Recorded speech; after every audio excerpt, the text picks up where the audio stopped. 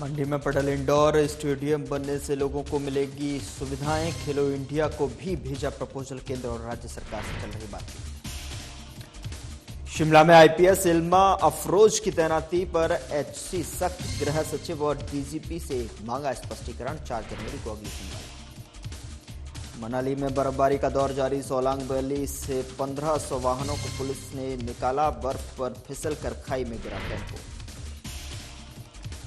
शिमला के ऊंचाई वाले क्षेत्रों में हो रही बर्फबारी। बड़ी संख्या में पर्यटक पहुंच रहे। शिमला पर्यटकों के आने के व्यापारियों में खुशी। सिरमौर में बारिश से बढ़ी ठिठुरन। अलाव का सहारा लेने को लोग मजबूर। मौसम विभाग ने जारी किया अलर्ट।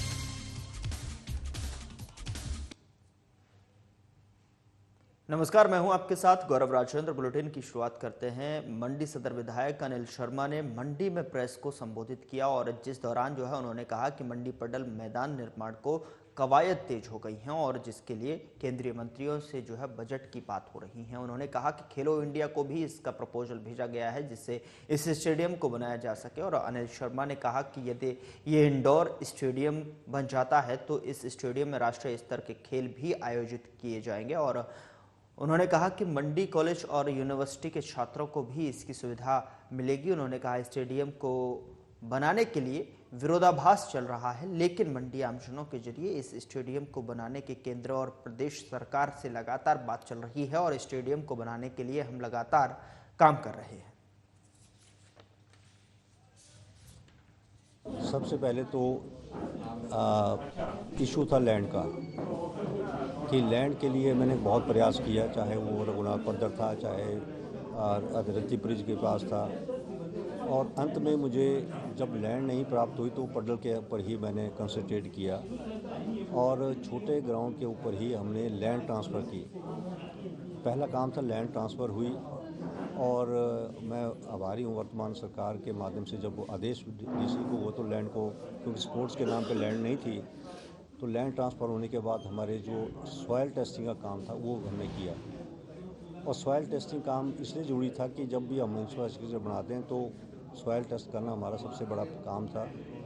और उसको करने के बाद हमने इस पे जो है डिजाइनिंग का काम शुरू किया।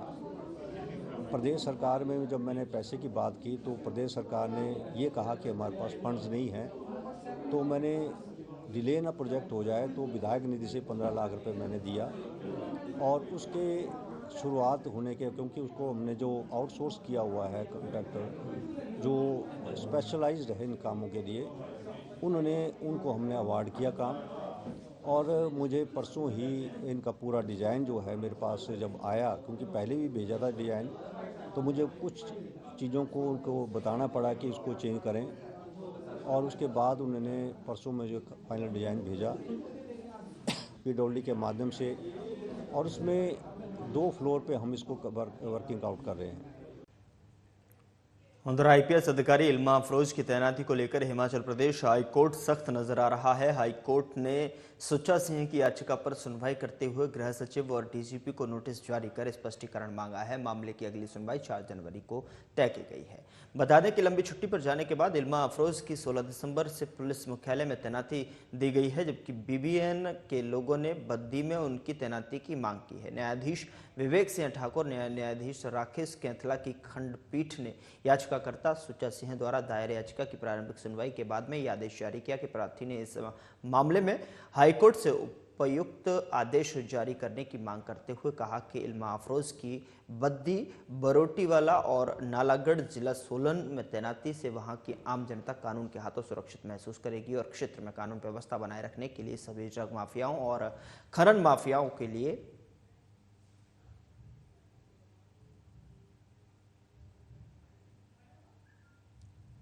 खनन माफियाओं के खिलाफ जो है कानून के अनुसार कार्रवाई सुनिश्चित हो पाएगी। प्रार्थी के एडवोकेट का कहना है कि वर्ष 2024 में जब से इल्मा अफरोज को पुलिस अधीक्षक बद्दी, बरोटीवाला और नालागढ़ के रूप में तैनात किया गया था, तब से उक्त क्षेत्र में उन्होंने कानून के राज को लागू किया था। एनजीटी द्वारा जारी सभी निर्देशों के साथ साथ हिमाचल हाईकोर्ट द्वारा पारित सभी आदेशों को लागू किया है।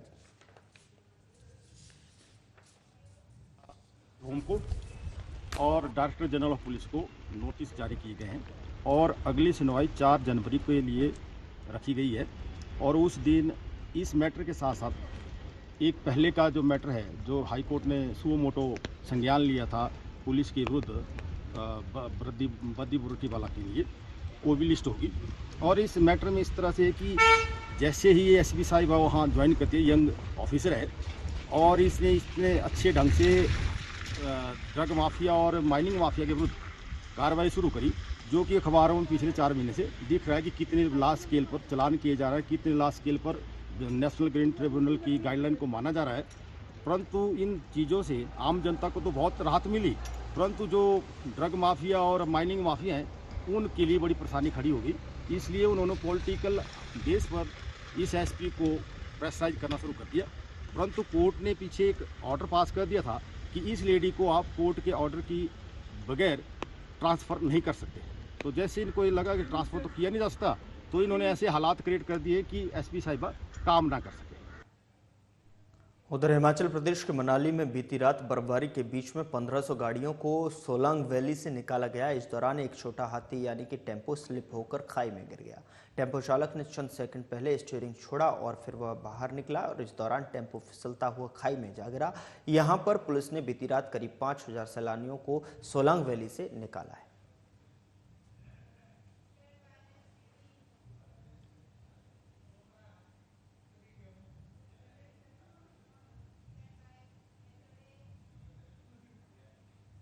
उधर हिमाचल प्रदेश में ऊंचाई वाले क्षेत्रों में बर्फबारी को देखते हुए और नववर्ष मनाने के लिए मैदानी इलाकों से जो है पर्यटक हिमाचल का रुख कर रहे हैं।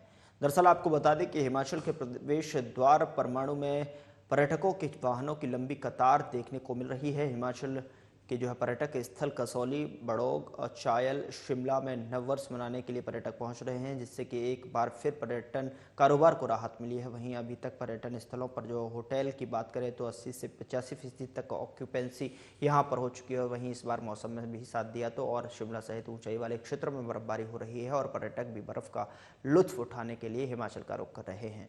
अभी तक शिमला की अगर बात की जाए तो 60,000 से ज्यादा पर्यटकों के वाहन प्रवेश कर चुके हैं।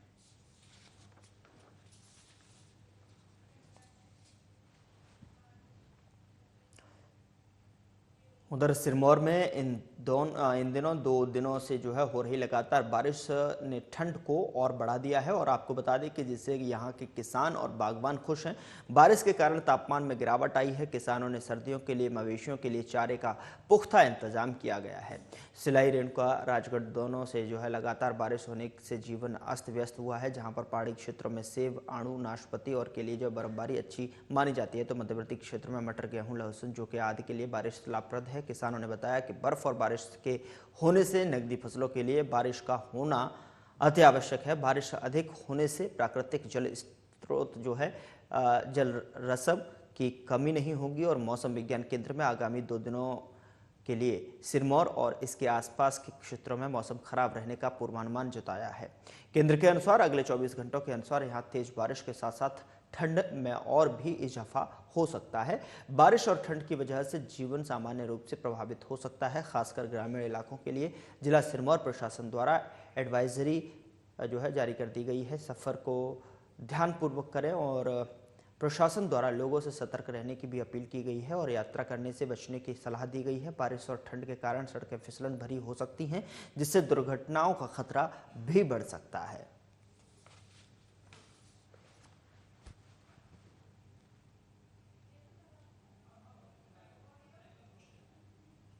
ये बहुत ही लाभदायक बारिश हुई है। काफ़ी 2-3 महीनों के बाद ये बारिश जो है हुई है, जिससे कि किसानों, बागवान भाइयों को बड़ा ही फ़ायदा होगा।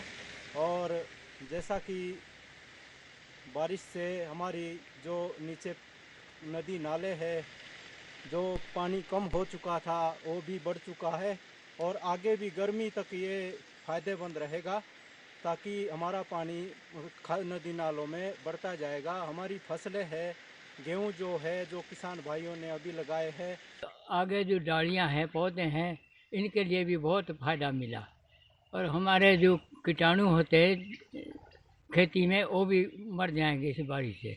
हमारा बहुत ही अच्छा फ़ायदा हुआ है। हमारे जो लहसुन है इसमें भी बड़ा फ़ायदा हुआ और बावड़िया है, खाड़ा है, उसमें भी पानी बढ़ेगा। हमारे आगे तक ये चालू काम रहेगा पानी का। और घास काटना जो हमारे पशुओं के लिए काम आता है, और कुछ ये इसकी हम बाल या कब बाल लगाते हैं, जो कि यहाँ बर्फबारी बारिश बहुत होती है, कुछ पेड़ों में टांग के रखते हैं और ये सुरक्षित रहता है बिल्कुल, और फिर आगे हमारे सर्दियों में काम आता है। फिलहाल बुलेटिन में इतना ही। नमस्कार।